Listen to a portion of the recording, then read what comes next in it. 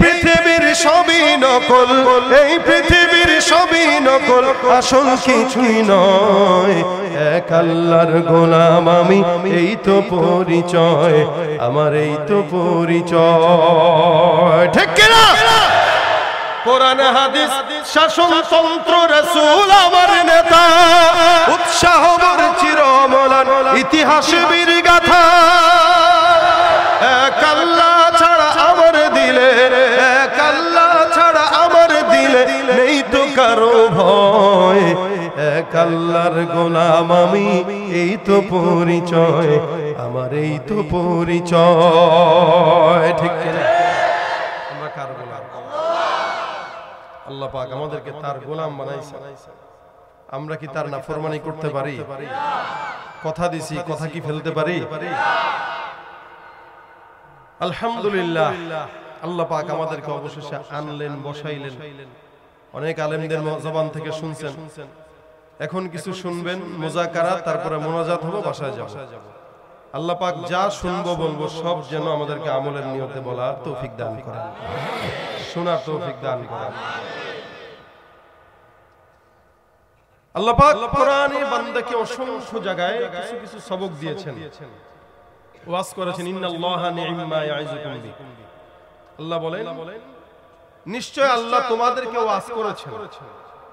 এই ওয়াজটা আজকে থেকে শুরু, বিষয়টা এমন নয়।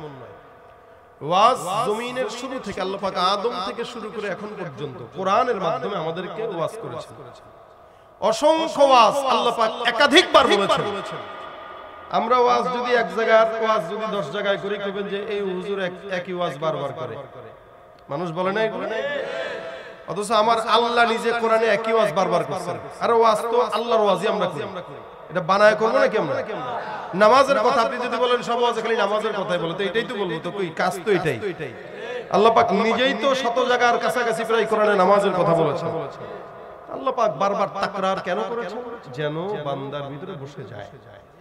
স্বাভাবিকভাবে যে কোনো জিনিস যখন আপনি বারবার শুনবেন, এটা অন্তরে গেঁথে যাবে, বসে যাবে। তো আল্লাহ পাক একই জিনিস বারবার তাকরার করেছেন যেন বান্দার ভিতরে বসে যায়। আমরাও একই কথা বারবার বলি আপনাদেরকে, কারণ আমরা বানায় কথা বলবো না। বানায় বললে বলবেন ভণ্ড, এটা বানায় বানায় বলে, বানায় বানায় পড়ে। তা আমরা আল্লাহর কথাই বলি, রাসূলের সুন্নাতের কথাই বলি, বারবারই বলি। কেন বলি বারবার? এত বারবার বলার পরও মসজিদে জুমার নামাজে হচ্ছে, মাহফিলে হচ্ছে, জায়গায় জায়গায় হচ্ছে, এতবার হওয়ার পরও কই নামাজই তো বাড়ে না। তাহলে যদি না বলতাম তাহলে কি করতেন? যেখানে বারবার বারবার বলার পরও নামাজই বাড়তেছে না, সেখানে যদি নাই বলতাম তাহলে কি একটা নামাজ মানুষ ছিল, নামাজই ছিল? মসজিদের উদ্যোগে মাহফিল, কিন্তু ঢুকে দেখেন তো ফজরের নামাজে কয়জন মুসল্লি হয়? কয়জন হবে? 4-5 জন। হ্যাঁ, এই 4-5 জন মসজিদে নামাজি হবে। অবস্থা ছিল এরকম, মাহফিল শোনার পরে ফজরের নামাজে যত মানুষ এখানে বসা, সব মানুষ যেন মাহফিলে যায়, মসজিদে যায়। এটা উচিত ছিল না?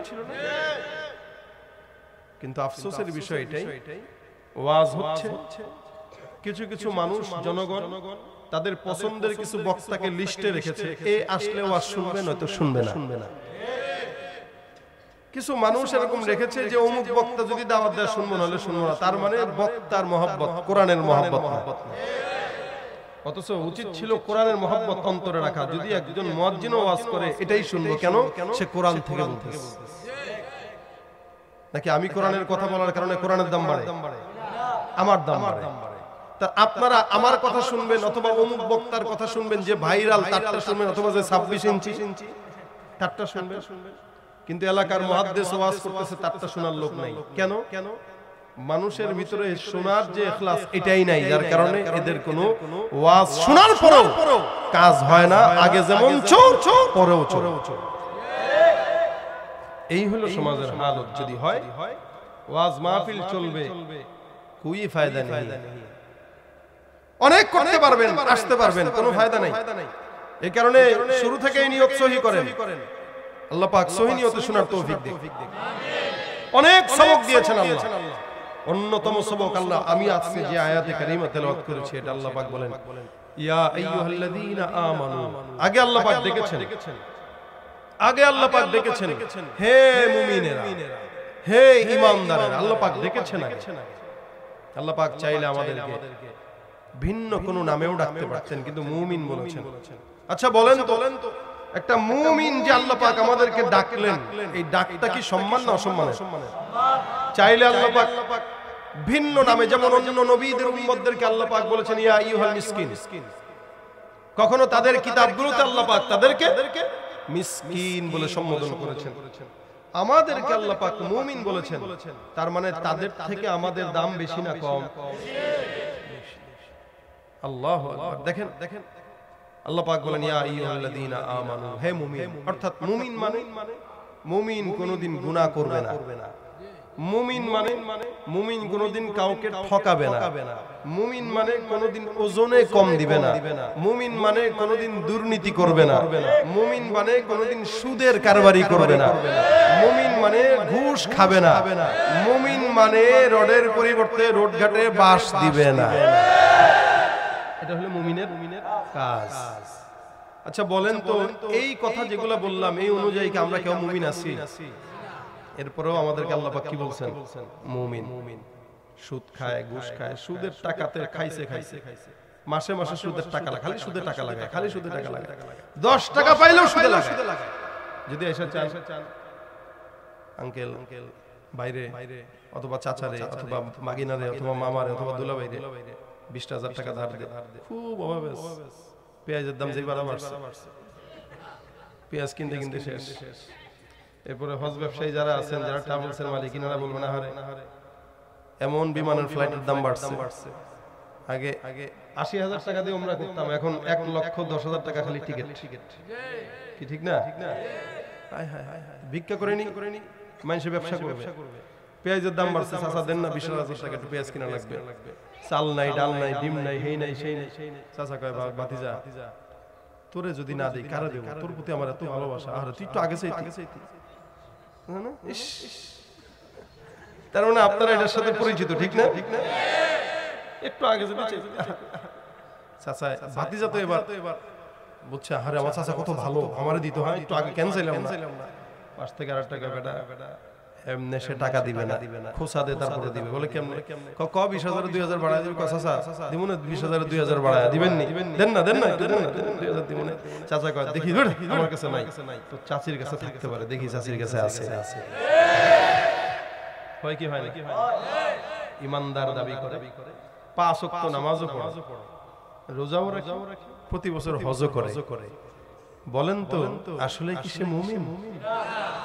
আপনি বলবেন না সে সুদ খাইলেও 5 ওয়াক্ত নামাজ পড়ে, ভালো। আমি বলবো সে সুদই খায়, সকালেও সুদ খায়, রাতেও সুদ খায়, বিকেলেও সুদ খায়, সারা জিন্দেগি সুদ খায়।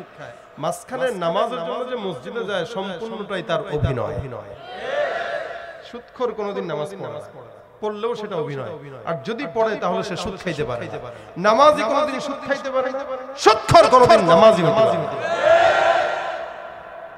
এরপরও আপনারা বলবেন না ঘুষ খাইলেও সে নামাজি। তো সুতরাং এই সমাজের ভিতরে মুমিন আল্লাহ পাক আমাদেরকে ডেকেছেন, আমরা খাই সুদ। আল্লাহ পাক মুমিন ডেকেছেন, আমরা খাই ঘুষ। খাই তো খাই, নামকে পাল্টে দিয়ে পরিবর্তন করে তারপরে খায়। লাভ নাই। কোকা কোলার নাম পাল্টায় দিয়ে ইসরায়েলি লাল কুত্তার বাহিনী যদি মনে করে এই কোকা কোলার খোলসটা পাল্টায় দেয়, মানুষে খাবে নতুন দেখে না। ইসরায়েলি পণ্য তো পণ্যই, কোনো মুসলমান ইসরায়েলি পণ্য হাত দিতে পারে না। হারাম কোনোদিন হালাল হতে পারে না, সুদ কোনোদিন হালাল হতে পারে না। আপনি বলবেন আমি সুদ খাই না, আমি ইন্টারেস্ট খাই। আপনি কবেন আমি সুদ খাই না, আমি মুনাফা খাই। আপনি বলবেন আমি ঘুষ খাই না, আমি হাদিয়া খাই। আপনি বলবেন আমি ঘুষ খাই না, আমি স্পিড মানি খাই। আমি বলবো আপনি ডাইল খায় না, পাতলা পায়খানা খায়। ওটা আর এটা সমান। সুদ আর ইন্টারেস্ট যেমন সমান, এটাকে যদি হারাম, এটাকে যদি যুক্তি দিয়া নাম পাল্টা দিয়া হালাল মনে করে খান, পেট খারাপ হলে যেটা বেরো এটাকেও ডাইল মনে করে খান, দেখেন জায়েজ হয়ে যায় নাকি? হারাম তো হারাম, হালাল তো হালাল। হারাম কোনদিন খোলস পরিবর্তন করলেও হালাল হতে পারে। যারা এটাকে হালাল বানাইতে চায় ওরা শিক্ষা থাকতে পারে, লেকিন শিক্ষিত শয়তান। ওরা হলো দেশের লাগি মহামারীর মতন, ফাইল কলম ঠেকাইয়া চালায় শুধুই নির্যাতন। ওরা হলো দেশের লাগি মহামারীর মতন, ফাইল কলম ঠেকাইয়া চালায় শুধুই নির্যাতন। ঘুষের টাকায় ওদের বুড়ি, ঘুষের টাকায় ওদের বুড়ি করে যে টান টান। ওরা শিক্ষিত শয়তান। আওয়াজ করে ভাই, ওরা শিক্ষিত শয়তান। দুর্নীতির ওই আখড়ায় বসে, দুর্নীতির ওই আখড়ায় বসে জাহির করে জ্ঞান, কলম দিয়ে কামায় টাকা ধরে সাধুর ভান। ওরা শিক্ষিত শয়তান। সবাই ওরা শিক্ষিত শয়তান, ওরা শিক্ষিত শয়তান। পীরগিরিয়ার মাজার পূজা চলছে দেশটা জুড়িয়া, শিরকি আর ভণ্ডামিতে সমাজ গেছে ভরিয়া। গাজার কলকিটান মারিয়া, গাজার কলকিটান মারিয়া দেখায় খাজার শান। ওরা শিক্ষিত শয়তান, ওরা শিক্ষিত শয়তান, ওরা শিক্ষিত শয়তান। শিক্ষাঙ্গনের দিকে ভাইরে দেখো না চোখ মেলিয়া, ছাত্ররা সব বই ছাড়িয়া থাকে শুধু প্রেম লইয়া। এই ঠিকের ক্লাসটা একটু বেশি ছিল, কারণ এলাকার ভিতরে যারা ঠিক বলছে এরাই এগুলা করে বেড়ায়। এটাও ঠিক, কথা বলে না ঠিক কিনা? যেখানে শিক্ষাঙ্গনের দিকে ভাইরে দেখো না চোখ মেলিয়া, ছাত্ররা সব বই ছাড়িয়া থাকে শুধু প্রেম লইয়া। অস্ত্র সে তো সঙ্গের সাথী, অস্ত্র সে তো সঙ্গের সাথী হইতে মস্তান। ওরা শিক্ষিত শয়তান, ওরা শিক্ষিত শয়তান, ওরা শিক্ষিত শয়তান। ওরা যেখানে যাই ভেজালেতে ভরে গেছে দেশটায়, ব্যবসায়ীরাও রাতারাতি কালো টাকায় হাত রাঙায়। এত পেঁয়াজের দাম কেন তো বলে? হ্যাঁ, মুরগি পারে ডিম ফ্রি, আমরা খাই 60 টাকা থেকে 70 টাকা হালি। এটা যদি মুরগি জানতো এর কষ্টের ঠেলা পারাবাদ দিয়ে দিত যে আমি ফ্রি সার্ভিস দিয়ে তোরা আমার নিয়ে ধান্দা করস। কি বলেন ঠিক না? আঙ্গুল ফুলে কলা গাছ হয় তারাই, আর এরাই আমাদের কাছে এদেশের সবচাইতে বড় বন্ধু হিসেবে পরিচিত হতে চায়। কিন্তু মনে রাখবেন এদেশের সবচাইতে বড় শত্রু আর রাজাকার যদি কেউ থাকে এরা, যারা দেশের টাকা পাচার করে বিদেশে যায় বাড়ি করে। ঠিক কিনা? যেখানে যাই ভেজালেতে ভরে গেছে দেশটায়, ব্যবসায়ীরাও রাতারাতি কালো টাকায় হাত রাঙায়। ভেজাল থেকে বাঁচতে হলে, ভেজাল থেকে বাঁচতে হলে খোলা রাখো কান। ওরা কি? ওরা শিক্ষিত শয়তান, ওরা শিক্ষিত শয়তান, ওরা শিক্ষিত শয়তান। ঠিক কিনা? কষ্ট হয়েছে অনেক। মাঝে মাঝে আপনাদেরকে বিরিয়ানির মাঝে সালাদ দিব আর কি। কি দেব? সালাদ দিব। বিরিয়ানি যদি 2 প্লেট আপনার সামনে রাখে, সালাদ টালাদ ছাড়া ভালো লাগবে? মাঝখানে একটু লেবু দিয়ে চিপায় টিপায় খিরাই টমেটো দিয়ে মাখাইলে জুত লাগে। তো সব খিরাই কিন্তু ভালো লাগে না, কিছু খিরাই আছে তিতা। খাইলেও তিতা হইলে ওটা খাইলে চর্বি কমে। ঠিক না? আমি যেগুলো দিব কিছু কিছু খিরাই, শসা, গাজর, সালাদ তিতা হইলেও চর্বি কাটবে ইনশাআল্লাহ। রাগ করবেন? আল্লাহ বলেন মুমিন আর আমরা খাই ঘুষ। আল্লাহ বলে মুমিন আমরা করি দুর্নীতি। আল্লাহ বলে মুমিন আমরা করি যত আল্লাহ পাকের নাফরমানি কাজ সব। এরপরও আল্লাহ বলেন ইয়া আইয়ুহাল্লাযীনা আমানু তাকুল্লাহ। মুমিন তোমাদেরকে আমি আল্লাহ পাক সবক দিচ্ছি, কি? তাকওয়া অর্জন করো। আচ্ছা, একটা মুমিনের তো এমনিই তাকওয়া ভিতরে থাকার কথা, কারণ ঈমানদার তো তাকওয়া ছাড়া মুমিন হয় না। তাহলে ঈমানদারকে আবার তাকওয়ার সবক আল্লাহ পাক কেন দিলেন? অনেক মানুষরা আছে বলে হুজুর আমাদেরকে দাওয়াত দিয়ে লাভ নেই, কাফেরদেরকে দেন। জান আমাদেরকে, আমরা মুসলমান না, আমাদেরকে কিসের দাওয়াত দিবেন? আরে আল্লাহ পাক নিজেই মুমিনদেরকে দাওয়াত দিয়েছেন। ঈমানদারদেরকে আল্লাহ বলেছেন উদখুলু ফিস সিলমি কাফা। ঈমানদার তোমরা ইসলামে ঢুকো, মুসলমান হও। আল্লাহ পাক আমাদেরকে দাওয়াত দিয়েছে। সেখানে আমরা যদি এত ওয়াজ করার পরেও নামাজ পড়া যদি দাওয়াত না দিতাম, এগুলো তো সব কাফের হয়ে যেত। কারণ বর্তমান সময়ে যুবকদের চলাফেরা দেখবেন, ইহুদি যুবক মুসলমান না ইহুদি বোঝার উপায় নাই। কেন? ও চুলের ডিজাইনে দেখবেন, চতুর্দিকে টাকু, উপরে চোখা, স্মৃতিসৌধের মতো। কার মতো চুল রাখছে? বলে আর্জেন্টিনার কোন একটা প্লেয়ারের মতো, অথবা ব্রাজিলের কোন একটা খেলোয়াড়ের মতো। ঠিক কিনা বলেন? ওই যে আসতে যায় দেখলাম এখানে খেলা হইতেছে, খবর আছে নাকি? খেলা হইতেছে মইচাল, হ্যাঁ মইচাল। মানুষ ভরা দুপাশে, চতুর্দিকে জম্পেশ খেলা হচ্ছে। তাদের কাছে ওইটা মজা লাগতেছে। ওরাও কিন্তু মুসলমান, না নামাজ আছে, না রোজা আছে, না ঈমান আছে, না কিছু আছে, কিচ্ছু নাই, কিন্তু এরাও কি মুসলমান। এদেরকে আল্লাহ পাক বলেছেন, ইয়া আইয়ুহাল্লাযীনা আমানুত্তাকুল্লাহ, হে ঈমানদাররা সবক নাও, তাকওয়া অর্জন করো। কেন ঈমানদারদেরকে বলল আল্লাহ? কারণ আছে। কারণ ঈমানদাররা নামে ঈমানদার, কিন্তু শয়তান এমন ভাবে ধোঁকা দিছে, এখন আর ঈমানদারের খাতায় নেই। চেহারার দিকে তাকাইলে কে ঈমানদার কে কাফের বোঝার কোনো উপায় নাই। প্যান্ট এমন ভাবে পড়ে 14 জায়গায় ছিড়া, এখানে পাছায় নিচে ছিড়া। এলাকার গ্রামের মহিলা দেখে আর মনে করে, কিরে আমার এই ভাতিজা কোন জায়গায় জানি অ্যাক্সিডেন্ট হয়ে জামা ছিড়ছে। বাবা কোন জায়গায় অ্যাক্সিডেন্ট হইছে? তো কিসের অ্যাক্সিডেন্ট? কই যে হাঁটুতে ছিড়া। কই দূর খালা, এটা কি বলে না বলে, বসুন্ধরা থেকে 4000 টাকা দিয়ে এটা কিনছি, এটা তো স্টাইল, এটা ছিড়া না। খালা কয়, আরে এক সময় ফকিরদেরকে দেখতাম ছিড়া পড়ে, এখন এত বড় লোক হওয়ার পরেও যদি ছিড়া পড়ে, তাহলে বড় লোক হওয়ার দরকার কি? ফকিরই থাকা ভালো ছিল। ফাঁকা রাখছে এয়ার কন্ডিশন সিস্টেম, এমন চিকন প্যান্ট দেখলে মনে হয় দুইটা সুপারি গাছ দাঁড়ায় আছে। চুলের উস্কো ভাব, চুলের কালার ঘোড়ার লেজের কালারের মতো। কে বুঝাবে তাকে? সেও মুসলমানের সন্তান। কে বুঝাবে তাকে? সেও নিজেকে ঈমানদার দাবি করে, কিন্তু তার চেহারার দিকে তাকাইলে ঈমানদারের কোনো আলামত নাই, একটা আলামত নাই ঈমানদারের। সেই ঈমানদার দেখবেন মাদ্রাসার ছেলেরা খুব দুষ্টামি করে। অনেকে বিচার দেয়, হুজুর মাদ্রাসার বলবেন এত দুষ্ট কে? আরে দুষ্ট তো হবেই। কেন? বলে মাদ্রাসার ছেলে দুষ্ট হবে না তো হবে কে?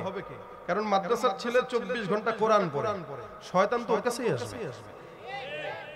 ঘরে মেয়ে থাকলেই না বিয়ের প্রস্তাব আসে, মেয়ে না থাকলে কেউ জিজ্ঞেস করবে নি? দেখবেন মেয়ের বাবার সালাম দেয় আলাদা আলাদা, হ্যাঁ আলাদা। পোলার বাবাদের মাইয়া নাই, কিছু নাই। আর মেয়ের বাবা হইলে এ দেয় সালাম, ও দেয় সালাম, ও দেয় সালাম। আরে বাপ রে বাপ, এত সালাম কেন? সুন্দর একটা মেয়ে তার এখানে তার সালাম বেশি। গাছে বড় আছে তো ঢিল আছে। একটা মাদ্রাসার ছেলে 24 ঘন্টা কোরআন পড়ে, শয়তান তাকে ধোঁকা দিবে না তো কাকে ধোঁকা দিবে? এজন্য এরা দুষ্ট হয়। কিন্তু মনে রাখবেন, মাদ্রাসার ছেলে দুষ্ট হয়, নাফরমান হয় না। আর অন্যরা দুষ্ট হয়, নাফরমান হয়। কিছু দুষ্টামি করলেও মেনে নেবেন, কারণ ওর ভিতরে কোরআন আছে। শয়তান ধোঁকা দিতে চায়, কিন্তু এরপরেও পারে না। 24 ঘন্টা মাদ্রাসায় কোরআন পড়ে। ঠিক তেমনি ভাবে ঈমানদারদেরকে আল্লাহ পাক কেন তাকওয়ার সবক দিলেন? কেন? বলে এই বান্দা ঈমানদার যদিও, কিন্তু শয়তান তাকে ধোঁকা দিতে পারে বেশি। এজন্য আমি আল্লাহ আগে থেকেই সতর্ক করছি, বান্দা খবরদার, দুর্নীতি করতে মন চাবে ইত্তাকুল্লাহ, জিনা করতে মন চাবে ইত্তাকুল্লাহ, ঘুষ খাইতে মন চাবে টেবিলের নিচ দিয়া ইত্তাকুল্লাহ, সুদ খাইতে মন চাবে তো ইত্তাকুল্লাহ। হর হালতে ঈমানদারকে আমি আল্লাহ এই সবক দিলাম, বান্দা যেখানেই থাকো আল্লাহ পাকের ভয় তুমি তোমার অন্তরে ঢুকাও। জোরে বলেন সুবহানাল্লাহ।